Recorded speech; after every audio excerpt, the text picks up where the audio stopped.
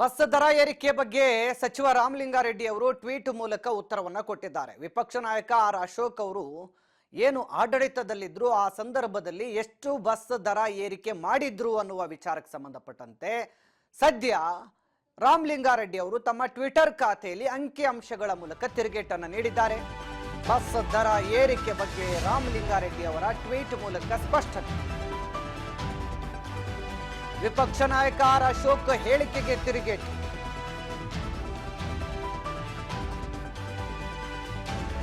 ಇತ್ತ ಈಗ ಆರ್ ಅಶೋಕ್ ಅವರು ಕೂಡ ಅದೇ ಟ್ವೀಟ್ಗೆ ಪ್ರತ್ಯುತ್ತರವನ್ನು ಕೊಟ್ಟಿದ್ದಾರೆ. ನಾವು ಬಸ್ ದರ ಏರಿಕೆ ಮಾಡಿದ್ರೂ ಇಲಾಖೆಗೆ ನಷ್ಟ ಆಗಿರಲಿಲ್ಲ ಅಂತ ಹೇಳಿದ್ದಾರೆ. ಸಾರಿಗೆ ಇಲಾಖೆಯನ್ನ ಲಾಸ್ ನಲ್ಲಿ ನಾವು ಇಟ್ಟಿರಲಿಲ್ಲ. ನಾನು ಸಚಿವ ಆದಾಗ ಲಾಸ್ ಇರಲಿಲ್ಲ, ಇಲಾಖೆ ಲಾಭದಲ್ಲಿತ್ತು ಅಂತ ಹೇಳಿ ಸದ್ಯ ರಾಮಲಿಂಗಾರೆಡ್ಡಿ ಅವರ ಟ್ವೀಟ್ ವಿಚಾರಕ್ಕೆ ಸಂಬಂಧಪಟ್ಟಂತೆ ವಿಪಕ್ಷ ನಾಯಕ ಆರ್ ಅಶೋಕ್ ಕೂಡ ತಿರುಗೇಟು ಕೊಟ್ಟಿದ್ದಾರೆ.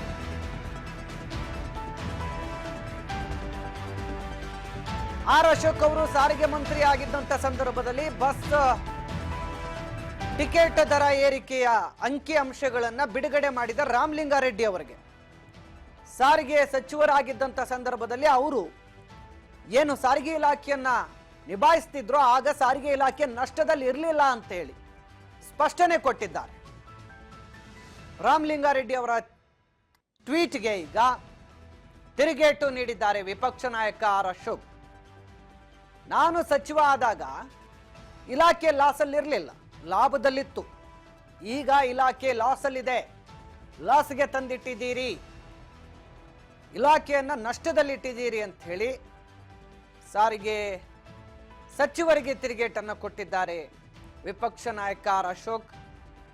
ಸದ್ಯ ಆರ್ ಅಶೋಕ್ ಅವರು ಸಾರಿಗೆ ಸಚಿವರಾಗಿದ್ದಾಗ ಜನವಿರೋಧಿ ಬಿಜೆಪಿ ಸರ್ಕಾರ 7 ಬಾರಿ -47% ಏನು ಪ್ರೈಸ್ ಅನ್ನ ಹೈಕ್ ಮಾಡಿತ್ತು, ಟಿಕೆಟ್ ಪ್ರೈಸ್ ಅನ್ನ. ನೋಡಿ ಯಾವಾಗ ಎಷ್ಟೆಷ್ಟು ಹೆಚ್ಚಿಗೆ ಮಾಡಿದ್ದಾರೆ ಅನ್ನುವಂಥ ಮಾಹಿತಿಯನ್ನು ಕೂಡ ಹಂಚಿಕೊಂಡಿದ್ದಾರೆ ಸಚಿವ ರಾಮಲಿಂಗಾರೆಡ್ಡಿ ಅವರು. 2008, 9, 10, 10, 11, 11, 12 ವರ್ಷದಲ್ಲಿ 2 ಬಾರಿ 10, 10, 11, 11 2 ಬಾರಿ ಏರಿಕೆ ಆಗಿದೆ. ಸೊ ಹೀಗೆ ಈ ಹಿಂದೆ ಸಾರಿಗೆ ಸಚಿವರಾದಂಥ ಸಂದರ್ಭದಲ್ಲಿ ಕ್ರಮೇಣ 47.8% ಬಸ್ನ ಟಿಕೆಟ್ ದರವನ್ನು ಹೆಚ್ಚಿಸಿದ್ದಾರೆ. ಈಗ ನಮ್ಮ ಬಗ್ಗೆ ಮಾತನಾಡುವ ನೈತಿಕತೆ ಬಿಜೆಪಿಯವರಿಗೆ ಎಲ್ಲಿದೆ? ನಾವು 15% ಏರಿಕೆ ಮಾಡಿರೋದು, ಅವರು 47.8% ಏರಿಕೆ ಮಾಡಿದ್ರು. ಯಾವ ನೈತಿಕತೆಯಿಂದ ಮಾತಾಡ್ತಿದ್ದಾರೆ ಬಿಜೆಪಿ ನಾಯಕರು ನಮ್ಮ ಬಗ್ಗೆ ಅಂತ ಹೇಳಿ ಪೋಸ್ಟರ್ ಮೂಲಕ ಸಚಿವ ರಾಮಲಿಂಗಾರೆಡ್ಡಿ ಅವರು ಸದ್ಯ ತಮ್ಮ ಟ್ವಿಟರ್ ಖಾತೆಯಲ್ಲಿ ಕಿಡಿಕಾರಿದ್ರು. ಅದೇ ವಿಚಾರಕ್ಕೀಗ ಆರ್ ಅಶೋಕ್ ಅವರು ಕೂಡ ಸ್ಪಷ್ಟನೆ ನೀಡಿದ್ದಾರೆ.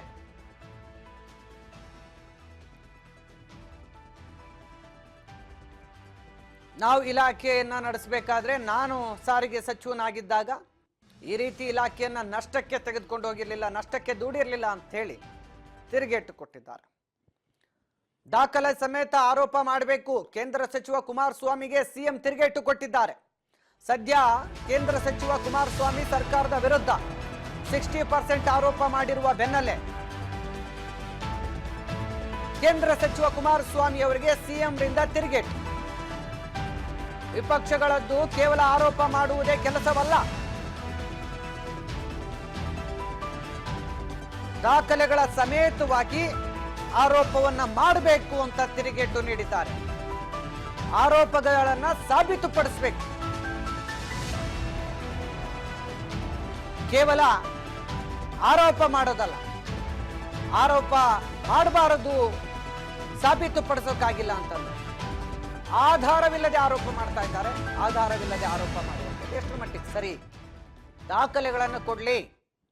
ದಾವಣಗೆರೆಯಲ್ಲಿ ಸಿಎಂ ಸಿದ್ದರಾಮಯ್ಯನವರು ಇದೀಗ 60% ಕಮಿಷನ್ ಆರೋಪಕ್ಕೆ HD ಕುಮಾರಸ್ವಾಮಿ ಅವರಿಗೆ ತಿರುಗೇಟು ಕೊಟ್ಟಿದ್ದಾರೆ. ಈಗ ಪ್ರತಿಯೊಂದರಲ್ಲೂ ಫಿಕ್ಸ್ ಆಗೋದಿದೆಯಲ್ಲ,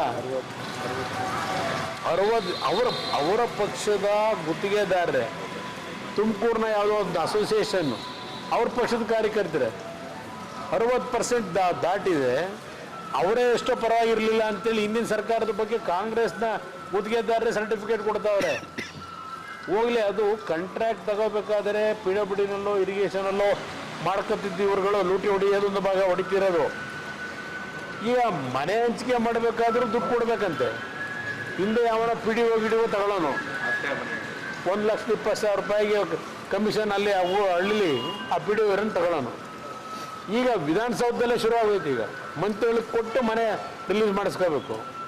ಇನ್ನು ಹಲವಾರು ಇಲಾಖೆನಲ್ಲಿ ದುಡ್ಡು ತರಬೇಕಾದ್ರೆ ಮೊದಲು ಪರ್ಸೆಂಟೇಜು ಮಂತ್ರಿ ಕೊಟ್ಟು ಆಮೇಲೆ ದುಡ್ಡು ರಿಲೀಸ್ ಆಗಬೇಕು. ಮೋಸಮೆ ಆರೋಪ ಮಾಡಿದ್ದಾರೆ, ಪ್ರೂವ್ ಮಾಡಲಿ, ಸಾಬೀತು ಮಾಡಕ್ಕೆ ಹೇಳಿ, ಅದನ್ನ ಸಾಬೀತು ಮಾಡಕ್ಕೆ ಹೇಳಿ. 60% ಕಮಿಷನ್ ನಡೀತಾ ಇದೆ, ಭ್ರಷ್ಟಾಚಾರ ನಡೀತಾ ಇದೆ ಅಂತ ಇದ್ರೆ ಲೆಟ್ ಹಿಮ್ ಪ್ರೂವ್ ಇಟ್.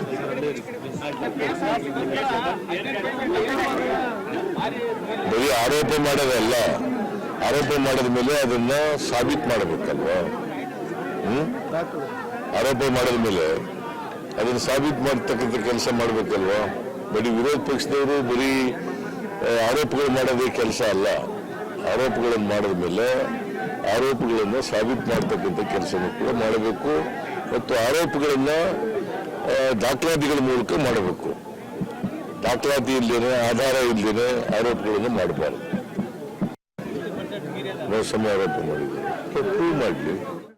ಒಟ್ನಲ್ಲಿ ಸದ್ಯ ಮತ್ತೊಂದು ಕಮಿಷನ್ ಆರೋಪದ